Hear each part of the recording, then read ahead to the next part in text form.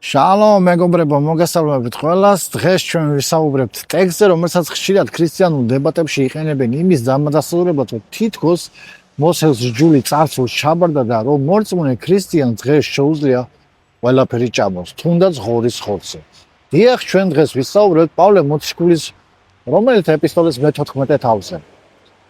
აქ წერია ესეთი რამე, რომ ზოგს წამს, რომ ყველაფერი ჭამოს, უძლური კი ჭამს მხოლოდ მწვანეულს. ტრადიციული განმარტება არის ამ ტექსტის ესეთი. აი ხედავთ, ძლიერი აქ არის ქრისტიანი, ვისაც ყველაფერს ჭამა შეუძლია. ხოლო უძლური არის საცოდავი ებრაელი, რომელიც კიდევ ვერ გარკვეულა და მოსეს ჯულში არის კიდევ ჩაკეტილი და მოსეს ჯულის მიხედვით ცხოვრობს.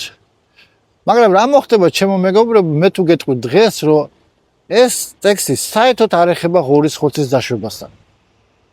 რომ ჩვენ საუკუნეების მანძილზე არასდროს გვესმოდა ეს ტექსტი.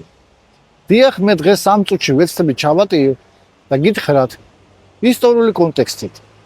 თუ სინამდვილეში რაზე საუბრობდა პავლე მოციქული. პირველი პუნქტი, ისტორიული დეტექტივი, რა ხდებოდა მაშინ რომში. იმისათვის რომ ჩვენ გავიგოთ პავლეს სიტყვები, ჩვენ უნდა გავიგოთ თუ რა ხდებოდა მაშინელ დროში. ან პირველი საუკუნის 59 წელს იმპერატორ კლავდიუსმა ჩემო კარგებო, რომიდან გაყარა ყველა ებრაელი. და ძალიან ბევრ მორწმუნე ქრისტიან ებრაელს მოუწია რომის დატოვება. 5 წლის შემდეგ, როდესაც კლავდიუსი გარდაიცვალა, ებრაელი მორწმუნეები კვლავ დაბრუნდნენ რომში. და აქ ისინი ხვდებიან კულტურულ შოკს. რა ხდება? მათი დატოვებული ეკლესიები და საკრებულოებში დაეპატრონნენ წარმართი ქრისტიანები, რომლებაც უკვე თავიანთი წესები, თავიანთი ჩვეულებები შემოიტანეს. აქ იყო ერთი მთავარი განმასხვავებელი პუნქტი, რომ ებრაელებს ტრადიციაში ჰქონდათ ქოშერული საკვების მიღება. ქოშერული საკვები ეს არის ზეპირსიტყვიური ტრადიცია, რომლის მიხედვითაც ებრაელი არასდროს ყიდულობდა ბაზარში ნაყიდ ხორცს. ისინი ყოველთვის ხორცს ყიდულობდნენ, ეს ხორცი იკლებოდა სინაგოგებში. ხოლო რომაელები, რომლებიც ქრისტიანები იყვნენ და უცხო იყო ესეთი სინაგოგური მსახურებისათვის მათთვის, ისინი ჩვეულებრივად ყიდულობდნენ ამ ბაზარში ნაყიდ ხორცს. და საქმე იმაში, რომ რომში იმ დროს ბაზარში ყველა ნაყიდი ხორცი კეფ შენაწირავიდან რჩებოდა. აქედან გამომდინარე, ებრაელები, ჩემო კარგებო, წააწყდნენ ესეთ დილემას. ან უნდა ეჭამათ ერთ ნაკერპავი ხორცი, ან უნდა გამختارიყო ვეგეტარიანელები.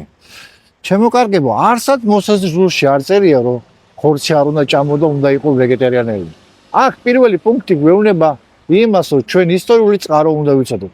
ხოლო ისტორიული წყარო არის ის, რომ აქ ლაპარაკი მიდის ტაძრის ნაკერპავ შენაწირავზე და არა მოსეს ჯულის აკრძალვაზე.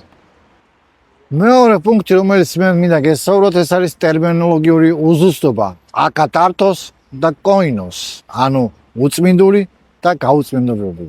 პავლე მოციქული მე-14 მუხში ამბობს ასეთ სიტყვას, რომ ჩემთვის არაფერია წაბილწული. ქართულად ასე ჟღერს, მაგრამ პავლე მოციქული აქ იყენებს ბერძნულ სიტყვას კოინოს.